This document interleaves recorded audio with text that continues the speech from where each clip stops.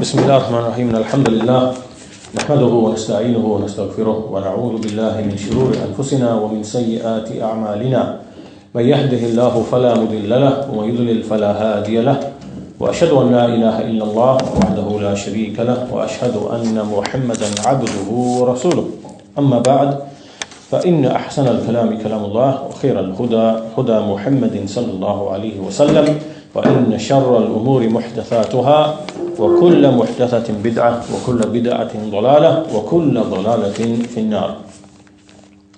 We started in the previous lesson the statement of At-Tahawi rahimahullah ta'ala وفي دعاء الأحياء وصدقاتهم منفعة للأموات. In the supplications of the living and in their charities there is benefit for the dead. And we looked at the brief notes of Shaykh Zayd al-Madkhali rahimahullah ta'ala on this text, and we started going into the explanation of Shaykh Saalih Aall Ash-shyakh on this issue, and I think we got through two of the masail. We basically looked at the issue of dua and the issue of sadaqah, and how these are both evidenced in the Quran and the Sunnah. The fact that these two affairs benefit the dead is something that is basically agreed upon. And just as those actions which a person himself is the direct cause of, such as spreading beneficial knowledge, charity which he gave, whose benefit continues, righteous offspring which he leaves, these continue to benefit the dead after his death, because these are actions which he himself was the actual cause of. And then we mentioned that there are some affairs which the scholars have differed over. So whilst they agreed upon sadaqah, they differed over other actions in which they are basically actions of the body, such as the prayer, such as fasting, such as recitation of the Quran. And we basically said that the scholars were divided. Some of them said that the benefit of this does reach the dead, and others said it does not reach the dead. So from the scholars were those who said that, and they are the majority, like Ibn Taymiyyah, Ibn al-Qayyim, Abu Hanifa, Imam Ahmad, and many others. They said that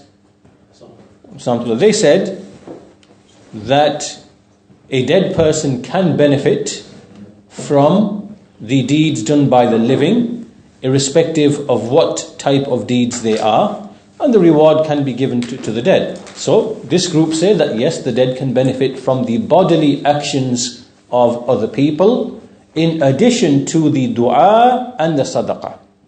And then another group said no, and this is held by the likes of Imam Malik and Imam Shafi'i rahimahullah ta'ala, and a group of the hadith, a group of the scholars, and they said basically that the only things a person can benefit from is his own physical actions, and as for other things like the prayer, the recitation of the Quran, the fasting, these do not really benefit. It is only the things which are related to wealth, to mal. This is what benefits a person. So this is where we finished the previous lesson. We got to this point, and up to this point, the affair should be fairly clear. That basically we are agreed upon dua because it has specific evidence from the Quran and the Sunnah. We are agreed upon sadaqah because it has specific evidence from the Quran and the Sunnah. So the dispute now is regarding these other actions, and we can see clearly there is a difference between the scholars. Now, this is what we want to clarify, and so there are three more masail that we are going to discuss in order to conclude our discussion of this point.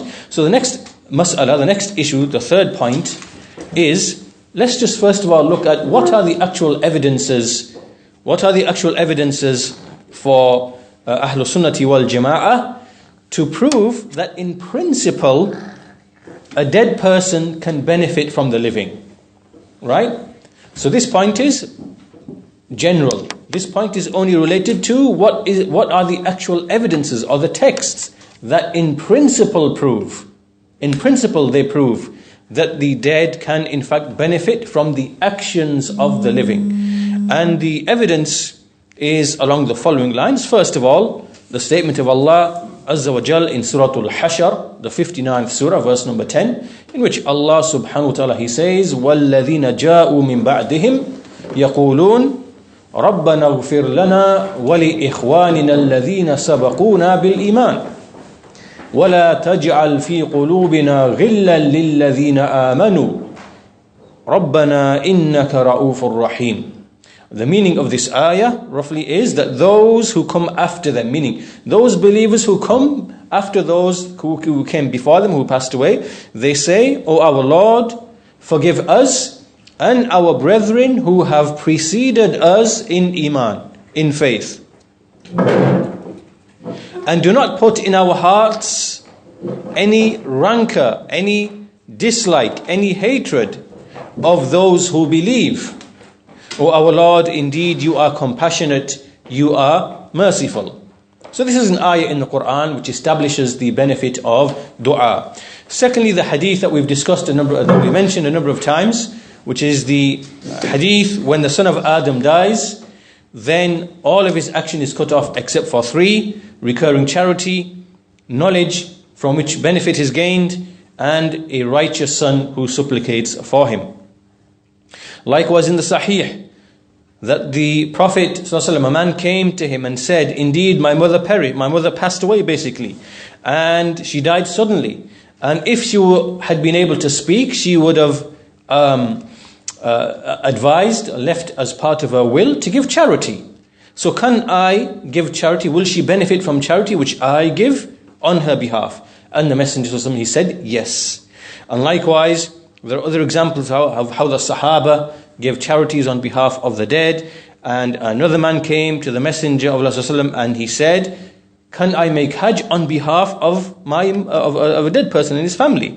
And he was granted permission. And likewise another woman came and she said that my mother has died. She never made Hajj. Can I make Hajj on her behalf? And the Messenger said that if your mother had a debt, do you not think that you could remove it and remove it on her behalf? And the woman said yes.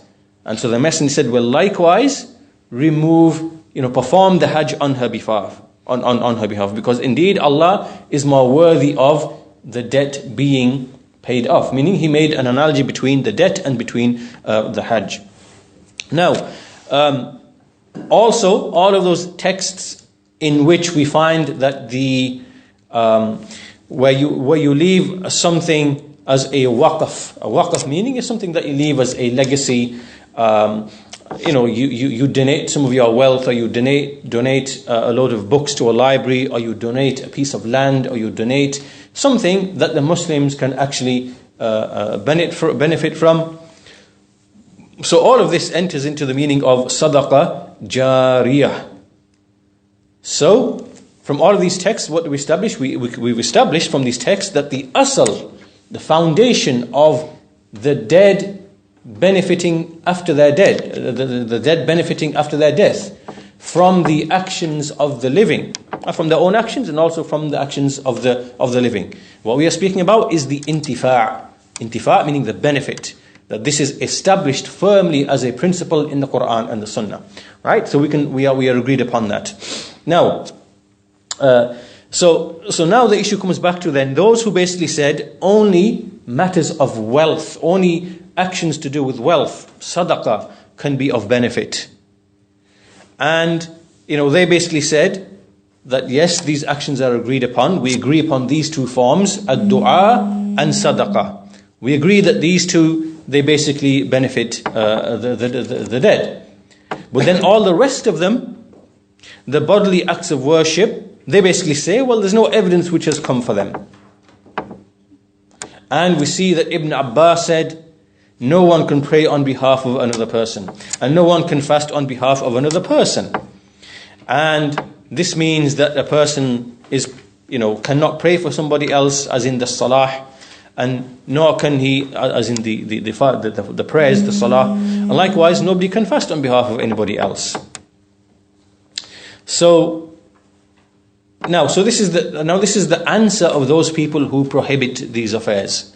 Now, the response to that from those who say that it is permissible, they say, well, in respect to fasting, there is a specific evidence. There is specific evidence.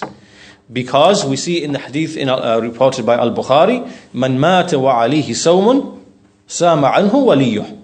That whoever dies and he has fasts to complete, then his wali, his successor, then he can fast on his behalf. And this is in reference to obligatory fasting. Now, obligatory fasting, there are different types of obligatory fasting. There's obviously Ramadan. There's also fasting made for breaking an oath. There is fasting made for the fasts which had to be made up. A person missed fasts, obligatory fasts, and he has to make them up. Those are still obligatory fasts. Breaking an oath, that is still an obligatory fast. Right? And there are other types like this.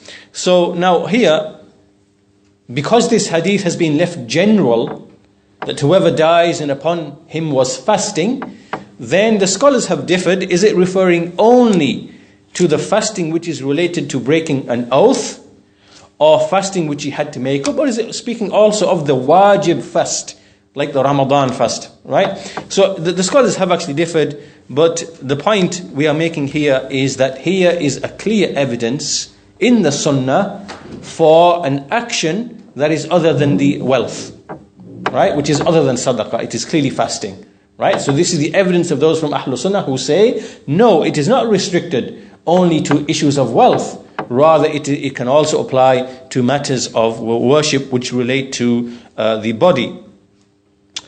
And likewise, what we've just seen from the texts about Hajj, for example, when the messenger, you see that he would not only would he be asked about sadaqah, he was also asked about Hajj from that man and that woman.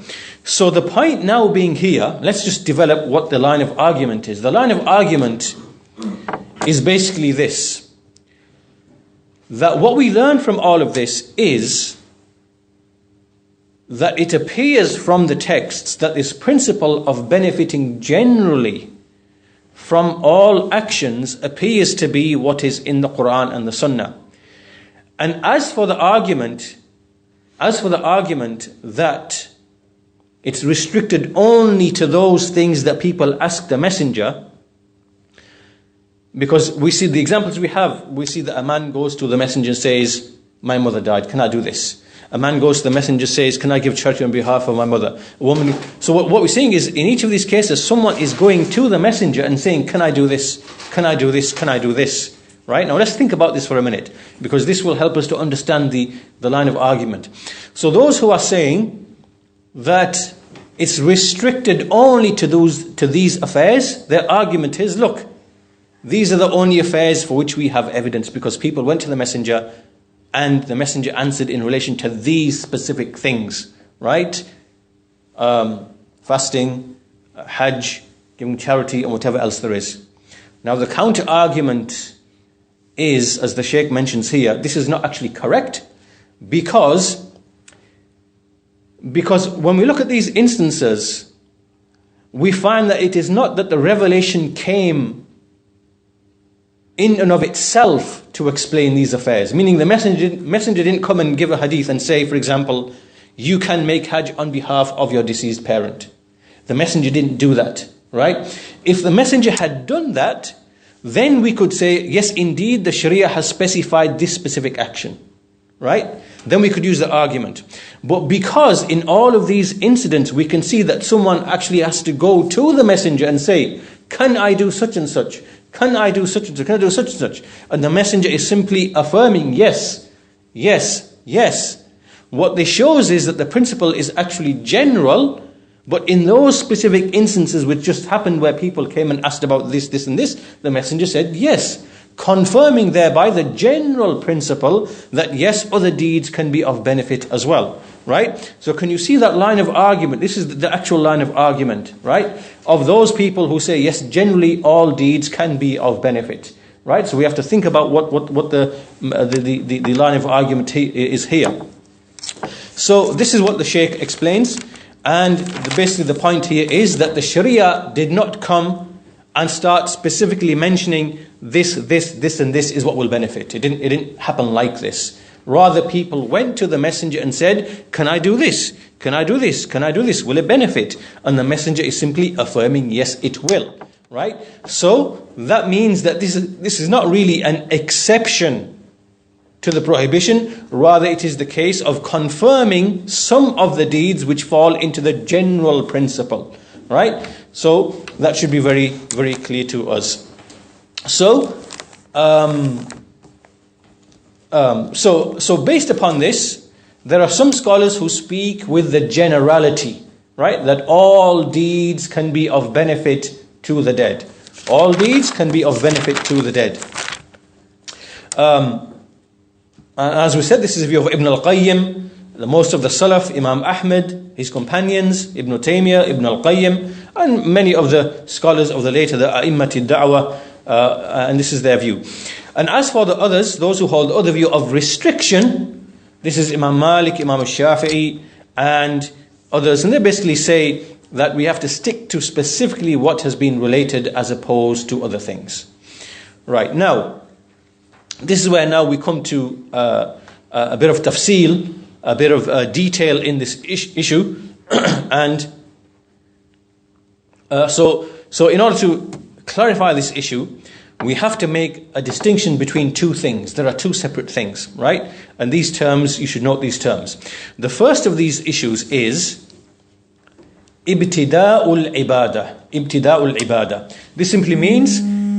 This simply is referring at the point of beginning a righteous action, beginning an act of worship. Ibtida'ul ibadah. This is one thing, right? And the second thing is ihda'ul thawab. Ihda'ul thawab, which means to actually give the reward of a deed after it has been completed, right? So there are two separate things. When you initially begin to perform an act of worship, let's put that on one side, or at the end when you have completed the act of worship, you then donate the reward of that act of worship to somebody else.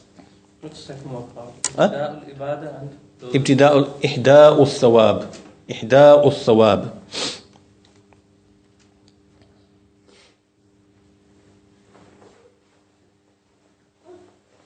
Now what are we really speaking of here? What are we really speaking of here? Basically, there can be two situations. One is, let's say a man comes and he says, I am now about to embark upon this act of worship and I am doing it for so-and-so. Right? This is what we mean when we say ibtida'ul ibadah. Right? You commence and initiate an act of worship, and from the beginning, your intention is, I am doing it on behalf of so-and-so. This is what we mean, ibtida'ul ibadah. But on the other hand, when we say ihda'ul thawab, what we are saying is a person does an act of worship, he is doing it for himself. He's done some righteous deed, he's doing it for himself. And at the end of it, when it's completed and he hopes that Allah accepts it, he then asks Allah, oh Allah, give some of this reward, which if you accept this action, give it to somebody else. Right? This is now what we mean by ihda'ul thawab. Right? These are two separate categories, two separate things. So let's look at the first manifestation, the first form of this, which is, which basically is ibtida'ul ibadah. Now, we see that evidence comes in the sunnah for this, because we see that the man who came and said, can I give charity on behalf of my mother? Right? Can I give charity? Because this now is ibtida'ul ibadah. When he's going to take that money and give it in charity, what's he doing? He's saying, I am giving this on behalf of my mother. Right? It's charity on behalf of his mother. This action is done by way of delegation. He's doing it on behalf of his mother. So, we see that clearly there are evidences in the Sharia which have come in relation to making doing this type of deed on behalf of somebody else from the very beginning of the action itself.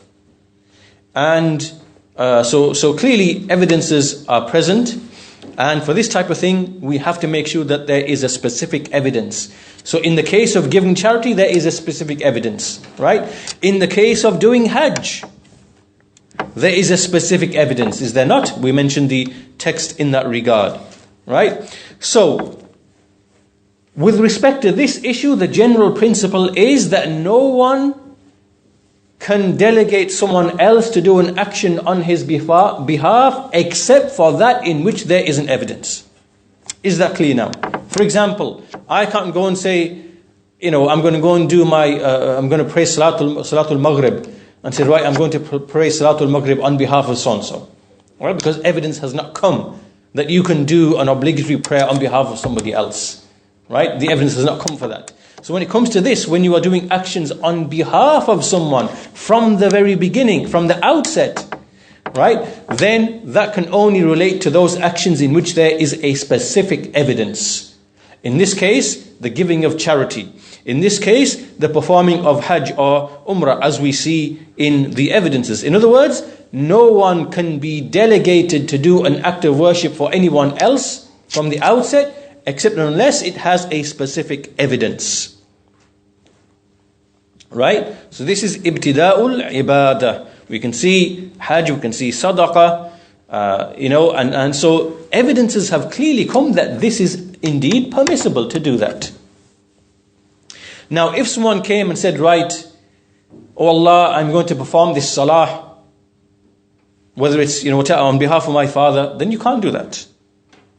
Or this fasting, oh Allah, this fasting I'm going to commence upon, I'm going to do it for my father.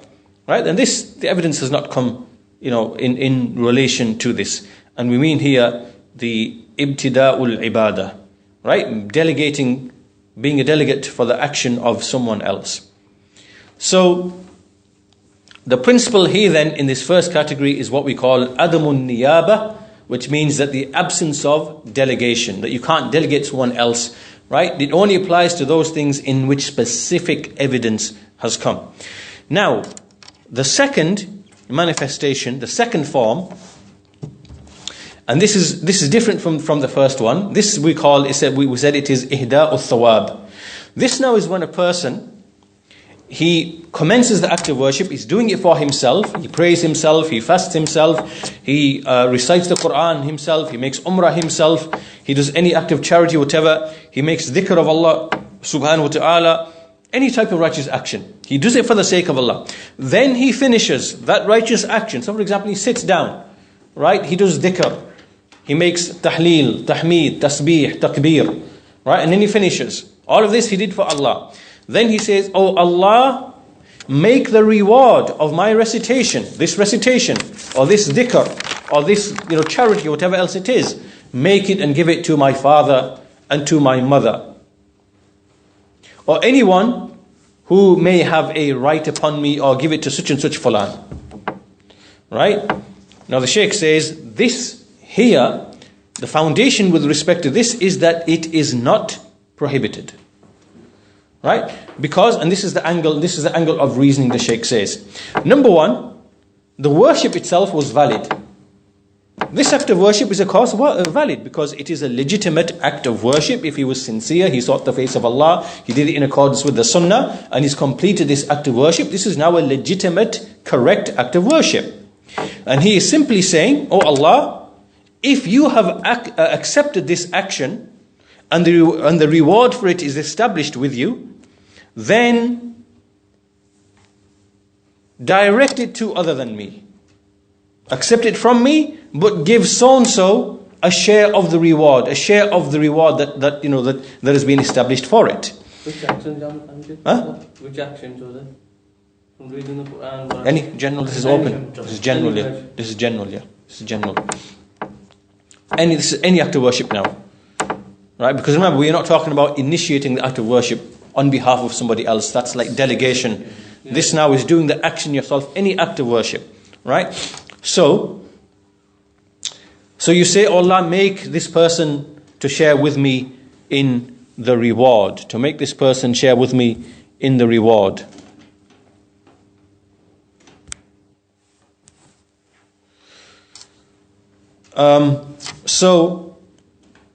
the Shaykh says that this distinction between ibtida'ul ibadah and delegation and between passing on the reward, he's saying that there's nothing that has come to refute this, to object to this distinction from the angle of the Sunnah, from the speech of the Salaf, because what they prohibited was the ibtida', that you cannot initiate acts of worship in general on behalf of someone else except for what has a specific evidence. That's what they prohibited. But as for the issue of giving the reward, then this, in principle, he says that it is not prohibited, and for that reason he says scholars like Imam Ahmad, Ibn Taymiyyah, Ibn al-Qayyim, Shaykh al-Islam, Muhammad bin Abdul Wahhab, and from his offspring, they were from his offspring who permitted the likes of this affair. And those who prohibited the passing of reward for any action, they were not aware of this important distinction between ibtida'ul ibadah and ihda'ul thawab. Right? So, basically he's saying that the act of worship has finished. A Muslim is simply directing the reward and giving it to someone else. And the Shaykh says there's nothing in principle that prohibits this in the text. You don't have the intention from the beginning to pass it on. That's right, yeah. Basically. Yeah, you don't. You don't have any intention to. You just do an act of worship and you say, Allah, whatever reward is established for this, if I did it for your sake and you who have accepted it, give a part of the reward for this, give it to someone, and they leave it general, yeah. It can be to your parents, relatives, could be anybody else. Right? And so the angle of this is going to be explained in what follows. So this is the third issue then. The third issue. First issue, the third mas'ala from the 5 is the evidences of benefit. Right? We looked at. The fourth issue is distinguishing between ibtida'ul ibadah and ihda'ul thawab. The fourth issue, we looked at the third issue, didn't we? Yeah, all of that was part and parcel of the third issue, yeah. So now we're coming to the fourth issue, which is that there was some from the innovators who tried to argue against this from the Mu'tazila, and basically they used the ayah in the Quran. وَأَن لَيْسَ لِلْإِنسَانِ إِلَّا مَا سَعَى وَأَن لَيْسَ لِلْإِنسَانِ إِلَّا مَا سَعَى Surah An-Najm 53 verse 39, that man will have not except what he strived for. So this ayah was used by the Mu'tazila, and likewise it's used by some from Ahlul Sunnah as well. They basically said that a man can only benefit from his own striving and whatever is from his own striving. So for example, a righteous son, recurring charity, beneficial knowledge, all of this, yes, we accept, but as for anything else, it is not from his striving, it will not benefit him. And so they use this ayah as a proof. Now, the Shaykh says that this argumentation here on the basis of this verse is something that is incorrect because it opposes the apparent meaning of the verse. So what is the apparent meaning of this verse? The Shaykh says, first of all, in this ayah, وَأَن لَيْسَ لِلْإِنسَانِ The lam here, وَأَن لَيْسَ لِلْإِنسَانِ, the lam here denotes, it is the lam of al-milk, lamul milk, which means the lam of possessing. The lam of possessing, meaning that a man, he does not have any control over except his own striving. Right? I only have control over what I can do. You only have control over what you can do. I can't control what you're going to do. Your deeds. I don't have any control over your deeds. This is the meaning of the ayah. Right? وَأَن لَيْسَ لِلْإِنسَانِ إِلَّا مَا سَعَى. I am in control of my deeds, of what I can do. I have no control over what you do. Now, as for anybody else, then nobody has control over the striving or the deeds of anybody else. Ahmed does not control the deeds of anybody else. Khalid does not control the deeds of anybody else, just his own deeds. So, the lam here then is lamul milk, which simply means the lam of having authority, the lam of having possession of one's own deeds. Right? So this is what the apparent meaning of the ayah is, as opposed to how it is used by those who use it for that purpose to say, you cannot benefit from the deeds of anybody else. You see? That now is a separate issue to what this ayah is saying. Right?